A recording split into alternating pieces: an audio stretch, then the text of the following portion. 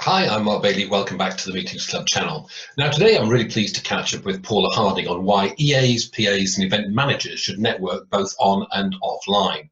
Paula is an executive assistant within the world of education and a great champion of learning and self-development. She's also a prolific networker, both face-to-face and online. But in the past, hasn't always been comfortable at networking, as I found out. Well, that's right. The first time I went to a networking event, I was really scared, and I thought, well, I've got nothing interesting to say, or I didn't think I was particularly interesting. And it was Marion Lawrence from the PA Hub, and I went in and I whispered to her that I said, I don't know anybody, Marion. And she said, it's okay. She said, I'll introduce you to some people. And so she went over, and then that was my first networking experience. And in the past, I suppose I had imposter syndrome. I don't suppose I thought I was very good at my job. And somebody said to me that I was. And I thought, well, I am good at my job, and I'm going to make myself the best assistant that I can be. And it doesn't matter about anybody else, what anybody else is up to. It's for me. I'm making myself the best that I can be. And networking was a huge part of that journey for me. So how would you describe networking, Paula? What is it? What is it all about? I think traditionally people think that networking is for salespeople, but it's not. It's for everybody. It's an opportunity to meet new people or connect with people you've already had connections with. It's an opportunity to share ideas and support each other and really sort of get out in the community and build something that's both useful but also engaging. So where can you actually network? Where do you go? Is it just business meetings? Well, yes, business meetings are one networking opportunity, but there's so many more. If you go to training events, if you go to conferences, everyday conversations are a networking opportunity. And conversations have the power to change lives. Now, we all have the ability to hold a conversation, but we can improve that skill. And it's the same with networking.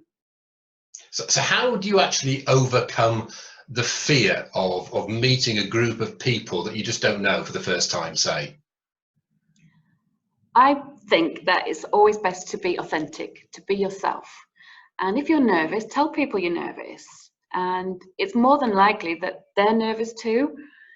And so when you walk into a room, if there's a group of people and they're engaged, really talking to each other, then they're perhaps the people to avoid. But if there's a couple of people and their body language is more open, then they're probably the people that you can approach.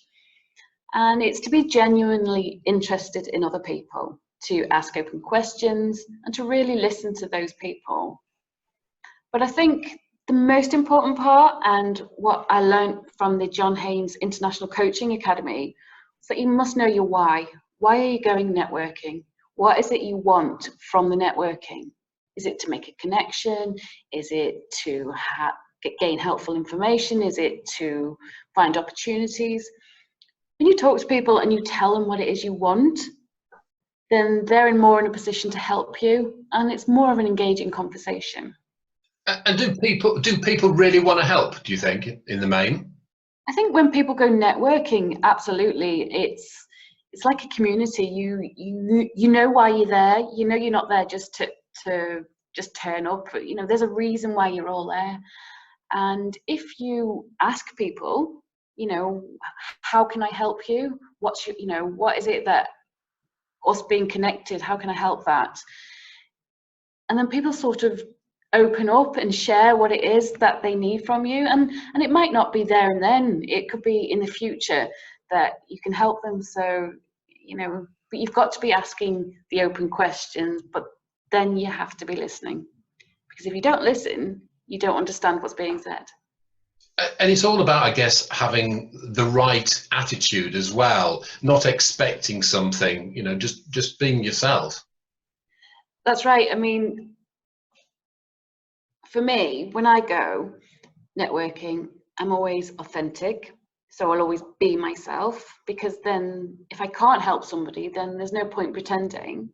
I think you have to be curious, you have to be interested in people, you have to want to know what people are about and how you can help them. And you have to be giving. You can't just take. You have to be there to help people. And when you build those connections before you need them, then you deepen those relationships. They become your champions, your supporters, and when you need them, they'll be there for you. Some great top tips there, and thanks very much indeed for that. But it's not all, I guess, about face-to-face networking. You're a great online networker through social media. I guess you can continue the conversation with people that you've met, and indeed network with people that you haven't. Oh, well, as you probably know, I love networking online. I love the fact that I get to talk to anybody who's online, and I can connect with people all over the world. I can connect with people in my industry, people outside my industry, and it's a real pleasure to be online, learning from different people, and then adapting that knowledge into my own self and my own profession, and then also sharing information as well. And you know, if you build connections with one person, they have access to hundreds more connections, and then your community just grows and grows. And I just think it's an absolute opportunity in life to be connected with so many people that traditionally you wouldn't be connected to. And it must be really strange when you've been in touch with people online and you meet them face to face. What does that feel like? Yeah, it's always, I think, because you get so associated with their profile photo. Like last night I was at the Adam Fiddler alumni event, and there was a lady there, and we thought we were connected. And then when we checked our profiles on LinkedIn, we knew instantly who we were, because it's a different conversation being online to being, you know, actually physically in front of somebody. And I think that's the best of both worlds, when you can connect physically and online. But in the absence of that, I love being on social media. But you've got to be just as authentic on social media as you are face to face, I'm guessing. Absolutely. You have to be able to build a community, and you have to engage with people, and they need to trust you. So you need to be yourself. And again, same as physically networking, you can't just be a taker, you've got to be a giver.